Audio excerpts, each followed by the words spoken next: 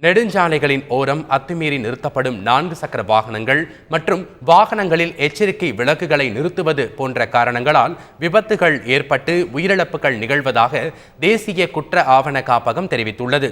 கடந்த செவ்வாய்க்கிழமை இரவு சென்னையிலிருந்து நாகர்கோவில் நோக்கி சென்ற அரசு பேருந்து திருச்சி அருகே சாலையோரம் இரும்பு தகடுகளை ஏற்றியபடி நிறுத்தி வைக்கப்பட்டிருந்த லாரி மீது மோதி விபத்திற்குள்ளானது. இந்த விபத்தில் 9 பேர் பரிதாபமாக உயிரிழந்தனர். சாலை பராமரிப்பின்மை, நெடுஞ்சாலை ரோந்து வாகனங்கள் முறையாக செயல்படாமல் இருப்பது போன்ற காரணங்களால் நெடுஞ்சாலையில் விபத்துகள் ஏற்படுவதாக கூறப்படுகிறது.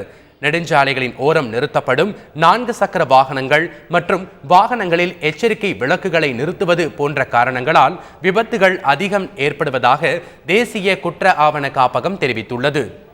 தேசிய நெடுஞ்சாலையெல்லாம் பார்த்தீங்கன்னா மினிமம் குறைஞ்சி 80 கிலோமீட்டர் 100 கிலோமீட்டர் எல்லா வாகனமும் போகுது. கார்கள்லாம் பார்த்தீங்கன்னா 140 போகுது. அந்த மாதிரி இந்த பஸ்ஸு வேகமாக வரக்குள்ள திடீர்னு அந்த இடத்துல பார்க்காதனுடைய விளைவு ஆக்சிடெண்ட்டு. ரெண்டாவது, தேசிய நெடுஞ்சாலையெல்லாம் ஒளி விளக்குகள்லாம் சரியான பொருத்தப்படலை.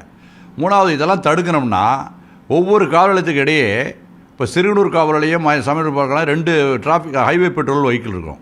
அதாவது ஹைவே பெட்ரோல் தெரியுமில்ல, ஹைவே பெட்ரோல்னால் இந்த ரோந்து வாகனங்கள் இருக்கும்.